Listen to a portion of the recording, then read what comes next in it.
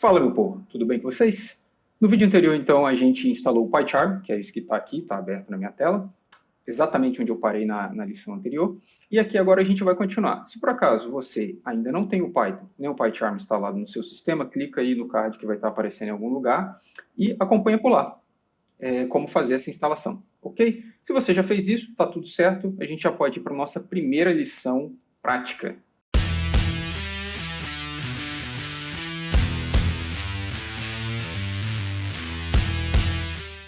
E aqui a gente vai falar de uma coisa muito importante. Ainda assim, muito fundamental, muito básica, mas muito importante. Tá?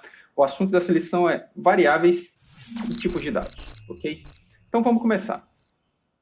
Eu estou com esse meu primeiro programa aberto aqui, não importa, você pode ignorar, você pode deletar. Eu vou deixar ele por aqui mesmo e vou criar um novo arquivo, que eu vou chamar de variáveis.py. Ok? Antes de continuar, eu quero fazer uma breve vírgula aqui que eu não mencionei no vídeo anterior, mas eu acho que vale a pena.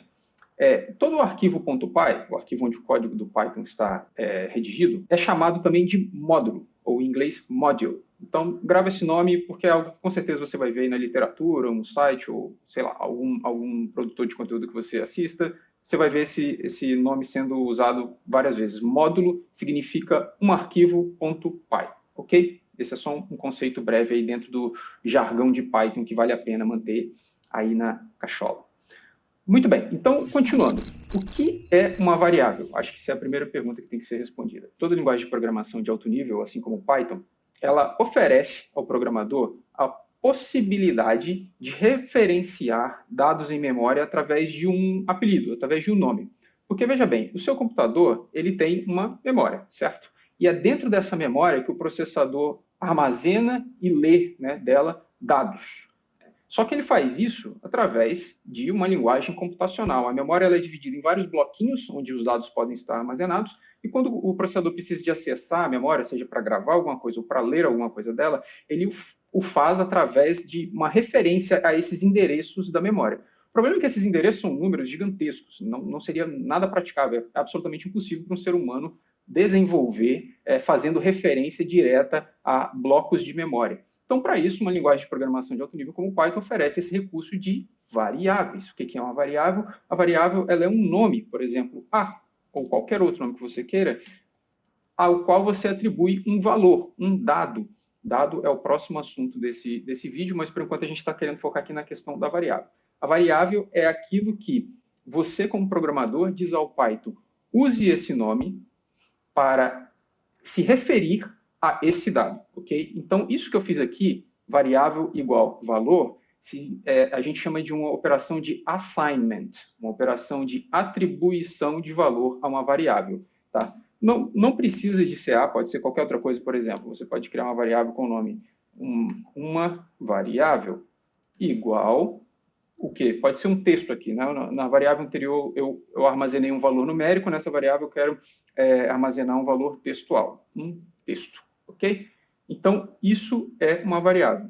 Conceito muito simples, muito fácil de assimilar. E por que isso é útil? Porque uma linguagem de programação quer nada mais, nada menos oferecer a você a possibilidade de fazer processamento de dados. E durante o curso ali do código, você quer referenciar esses dados e você não quer fazer isso toda hora que você quiser fazer referência ao texto, um texto, você ter que escrevê-lo de novo, seria incômodo, não seria nada bom para o programador, não seria ergonômico do ponto de vista de programação. Portanto, então, a gente tem variáveis onde a gente consegue guardar valores e depois, usando essa variável, a linguagem sabe que, ok, você está querendo puxar esse valor e fazer algum tipo de processamento com ele. Certo? Existem algumas regrinhas para variáveis no Python. Uma delas é o seguinte, uma variável ela não pode iniciar com um número. Tá? O nome de uma variável não pode iniciar com um número. O nome da variável pode conter um número, não pode iniciar. Então, por exemplo, se eu tentar fazer uma variável igual a qualquer coisa aqui, vamos chamar de texto www. Você vê que aqui o PyCharm, na verdade, ele já até me ajuda e coloca aqui, tá vendo um sublinhadozinho vermelho? Isso é o PyCharm te dizendo, opa, tem um erro aqui. Tá? Se eu tentasse rodar isso aqui, eu vou comentar essas linhas aqui por um instante. Já eu faço a menção aqui a esse comentário, Mas se eu tentar rodar o meu programa com esse código aqui, vamos ver o que o Python vai falar. Ele reclama. Você vê que tem aqui uma exceção. Syntax error. Erro de sintaxe. É exatamente isso que significa. Você está tentando utilizar uma sintaxe que não é suportada pelo Python. Você não pode iniciar uma variável com um número. Agora, se eu fizer, por exemplo, variável 1 e tentar rodar, aí funciona. Claro que aqui ele não imprimiu nada, porque não tinha nada a ser imprimido, né? não tinha um comando de print, mas se eu colocasse aqui print variável 1, copiar, colar e der o play, você vê então aqui ele imprimindo www. Fica aqui também um exemplo de como que aquilo que eu falei anteriormente pode ser utilizado, né? Eu criei uma variável, atribuí a ela um valor e depois eu uso um comando da linguagem Python passando como parâmetro essa variável. Então ele sabe que o que ele tem que fazer é buscar na memória qual é o valor que foi armazenado nessa variável. Continuando, eu dei até uma aumentadinha aqui no tamanho da fonte aqui no PyCharm, para ficar mais fácil de visualizar, mas vamos lá, existem mais regrinhas com relação aos nomes das variáveis. Uma outra regra é que você não pode utilizar nenhuma das palavras reservadas do Python. O Python ele tem um conjunto muito reduzido de palavras reservadas, quando comparado a outras linguagens, né? Claro. O que é muito bom, isso é bom, porque significa que o programador tem a liberdade para usar mais palavras que ele queira usar para atribuir a nomes de variáveis. Mas, de qualquer forma, existe sim um conjunto de palavras que é reservado e você não pode usar palavras deste conjunto para nomear suas variáveis. Por exemplo, você não pode usar o próprio nome que a gente tem usado aqui, a função print, o comando print. Você não pode usá-lo como sendo um nome de variável, né? Se eu tentar fazer print igual André e tentar fazer print de print, o Python se perde. Né? O que é print aqui? Print é o comando ou print é a variável? Vamos ver o que acontece se a gente tentar rodar esse código. Deixa eu comentar novamente aqui essa linha de cima e tentar rodar. O que acontece? Type error. O Python vai reclamar porque você fez algo que você não deveria. Você atribuiu a uma variável, ou tentou, né, criar uma variável que tem o nome de uma das palavras reservadas do Python. Okay? É claro que a variável pode conter, novamente, como no lance do número, não pode começar, mas pode conter o número. Aqui ela não pode ser uma palavra reservada do Python, mas ela pode conter uma das palavras reservadas. Então, se eu disser aqui, por exemplo, variável print André, e agora eu mudar aqui de print para variável print, vamos ver qual é o resultado. André é imprimido na tela, porque isso é perfeitamente ok. Não existe nenhum problema aí, certo? Outra regrinha, variáveis elas não podem conter caracteres especiais, exceto o underscore, que é esse underline, sublinhado, que eu já venho usando aqui em alguns nomes, como vocês veem, mas não pode conter traço, vírgula, o que mais? Sinal de mais, barra, esses caracteres especiais, arroba, não devem estar no nome da variável. Né? Por exemplo, se você tentar fazer aluno-python e atribuir a isso aqui um texto um aluno, e tentar rodar esse código, o Python vai reclamar. Ele te diz que há aqui uma syntax error, um erro de sintaxe novamente, porque você está tentando usar o operador menos. Esse, por exemplo, é um dos problemas. O traço, ele como a gente vai ver num vídeo futuro, ele é a operação de subtração no Python. Então, você está tentando subtrair no meio do nome da variável, é algo que o Python não permite, não aceita, certo? Além dessas regrinhas, existe também uma outra coisa que é bem interessante a gente mencionar aqui, que não são regras, mas são convenções, certo? O que significa isso? Se você não seguir a convenção, o seu código não vai rodar, o seu programa não vai rodar? Não, tudo vai funcionar perfeitamente. Mas ele não vai estar aderente àquilo que a grande maioria dos desenvolvedores Python usa quando vai fazer os seus códigos, certo?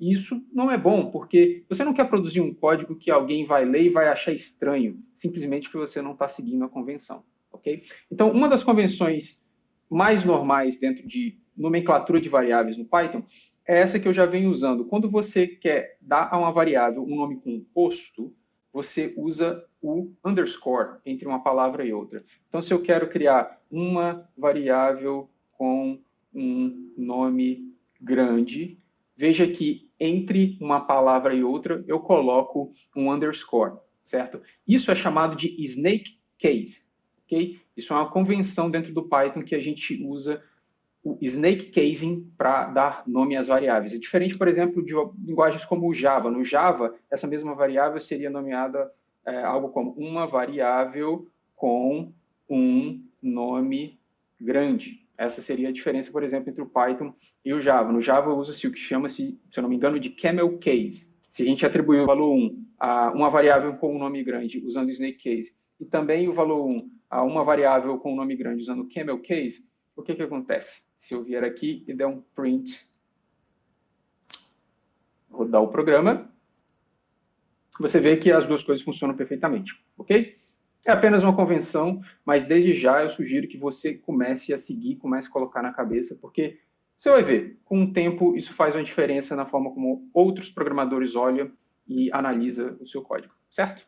Segue a convenção, você não tem nada a perder com isso. Então, beleza, aqui a gente já está chegando no final dessa parte que a gente falou sobre variáveis, mas antes eu queria só abrir um parênteses para comentar duas coisas. A primeira é a seguinte, só para ficar muito claro, eu quero adicionar aqui um comentário dizendo para você que esse aqui é o método snake case, e isso aqui é conhecido como jeito pythônico de se fazer as coisas. Já esse aqui é o camel case, que é o jeito não pythônico de se nomear uma variável, né? Então, esse termo pythônico e não pythônico é basicamente o que ele significa mesmo, né? É a forma como a galera do Python tem de se referir àquilo que segue a filosofia, segue os princípios, segue as convenções do Python, a gente chama de pythônico, é algo pythônico. E aquilo que não, então é o não pythônico, certo?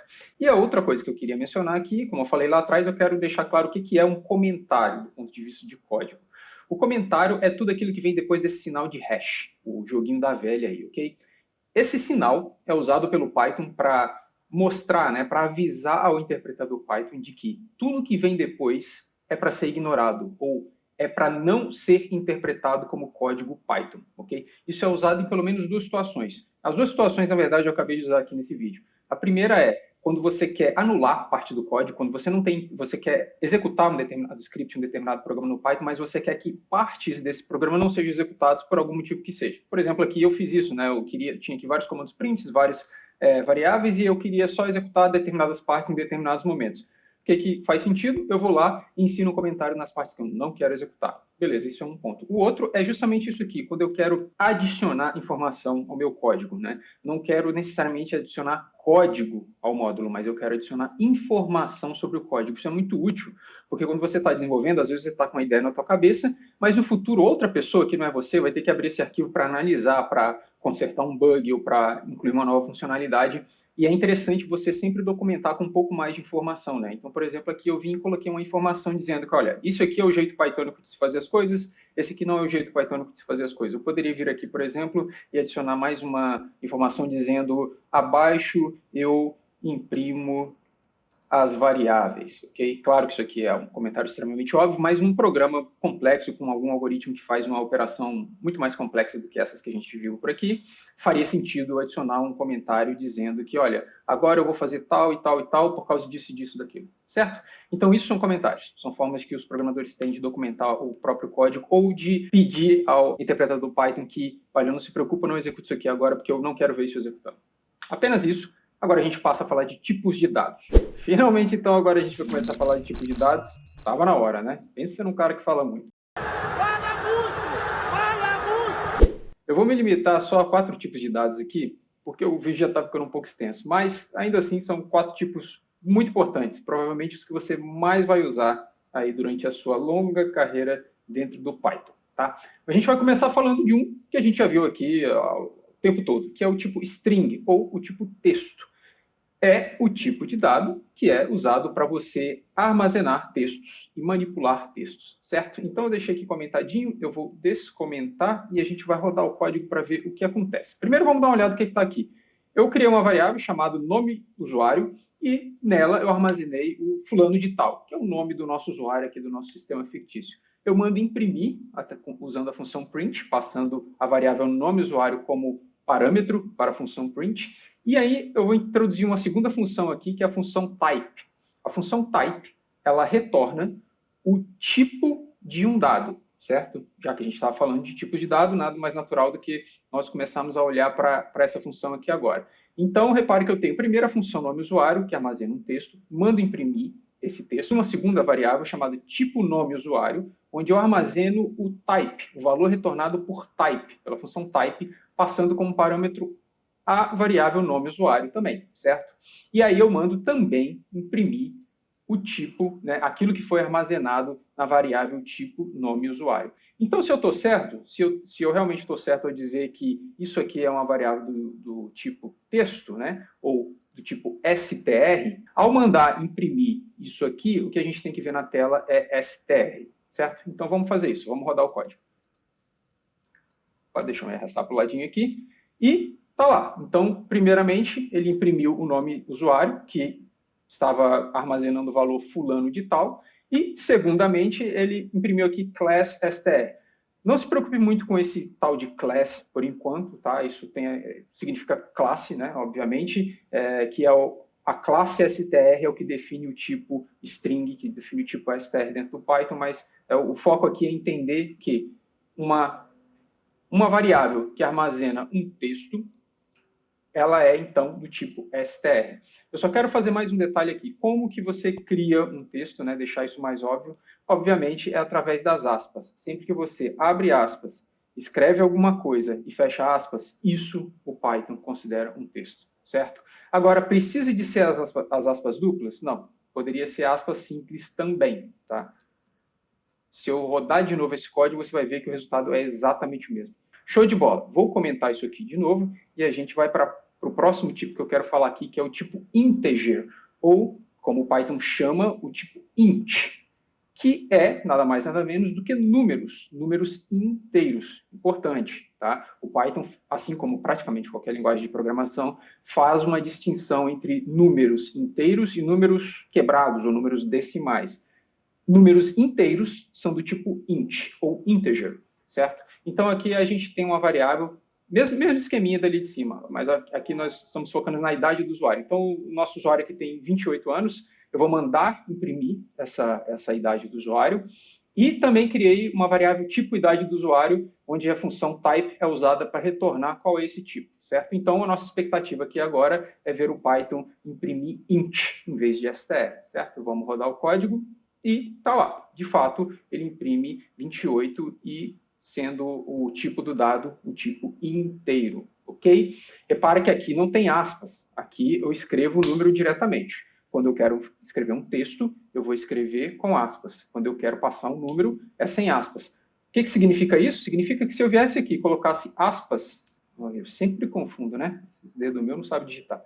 Você é vergonha da profissão! Se eu colocasse aspas em torno do 28 e mandasse executar esse código de novo, o que vai acontecer? Me diz aí, comenta aqui embaixo, o que você acha que vai acontecer? Você está certo. Ele vai falar que isso agora é do tipo str. Por quê? Não é 28 do mesmo jeito como era antes? Sim, é 28, mas agora eu coloquei aspas. Se eu coloquei aspas, o Python acha que é string e não número mais, certo? Então deixa eu tirar aspas novamente, rodar novamente, e você vê que ele muda aqui de str para int, como esperado, beleza? Comentando essa parte e vamos para a próxima. Na próxima, então, agora a gente tem o tipo float, certo? Float ainda é um número, só que agora é um número de ponto flutuante. Como eu estava dizendo antes, é um número quebrado, um número decimal. Integer para número inteiro, número que não tem casas decimais, né? Não tem quebrados.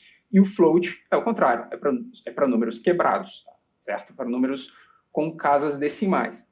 Então, a gente vai descomentar essa parte aqui. E aqui a gente tem o peso. Eu criei duas variáveis dessa vez. Um é o peso do usuário e outra é a altura do usuário. As duas são coisas que a gente consegue, normalmente, aí no nosso dia a dia, representar com números inteiros, né? Normalmente, dificilmente alguém tem um peso inteiro e dificilmente alguém tem uma altura exata, né? Então, são eventuais situações aí em que esse tipo de dado é adequado, né, para representar isso. Mas na hora de printar aqui, eu estou printando apenas o peso do usuário e criei aqui a variável tipo peso do usuário, que retorna qual é o tipo do dado que foi armazenado na variável peso usuário, ok? Rodando esse código, qual é o resultado? 70.5 é do tipo float, certo? Se eu mudasse isso aqui, se eu tirasse esse ponto 5 e desse um executar no código novamente, veja que muda para inteiro. Por quê? Porque não tem ponto. Tá? E se eu colocar um ponto zero? Né? Ponto zero, afinal de contas, é um número exato, certo?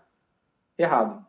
Ponto zero ainda é um float. Nós, dentro da nossa matemática humana, a gente sabe que qualquer coisa, ponto zero, é igual a 70. Mas o Python, dentro das suas limitações e da sua sabedoria, ele reconhece que se alguma coisa tem um ponto agora, ela pode ter um ponto depois, certo? Então, se é ponto zero agora, você pode, de repente, fazer uma operação com esse número, somar mais 1.1, menos 1.1, fazer alguma coisa, fazer uma divisão, e isso vai ser um número quebrado. Então, ele já, desde já, né, representa esse ponto zero como float, ok? Guarda isso também, beleza? E, por fim, mas não menos importante, aliás, extremamente importante, a gente quer falar aqui do tipo Boolean, ou, como o Python chama, né, internamente, bool.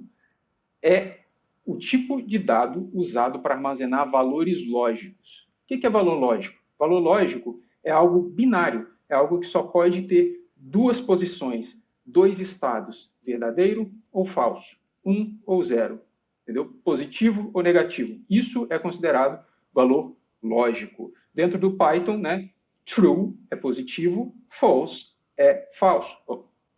True é verdadeiro e false é falso, certo? Então, aqui a gente tem criei novamente duas variáveis. Uma é o maior de idade, para dizer se o nosso usuário é ou não maior de 18 anos, por exemplo, e aqui o resultado é true, porque, de fato, né, aqui atrás a gente registrou que ele tinha uma idade de 28 anos, então, maior de idade. E sobrepeso falso, porque, bom, não fiz as contas, mas eu assumi aqui que, dada a altura, idade e peso, a gente não vai considerar que esse usuário está em sobrepeso, então é falso o resultado lógico, né? O dado lógico para essa variável é falsa, certo?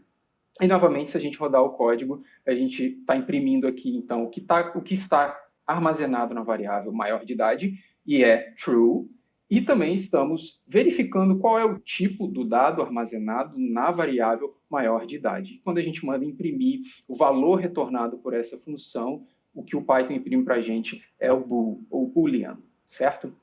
Então, é isso. Por enquanto, só 4 tipos. É óbvio que o Python tem muitos outros tipos e nós vamos, com certeza, passar por muitos deles, né? Examinar muitos deles aqui ao longo dos vídeos no canal. Mas, no momento, acho que esses 4 são assim, os mais básicos, os mais essenciais que eu queria falar aqui e dá para fazer um bom estrago brincando só com esses 4 tipos de dados.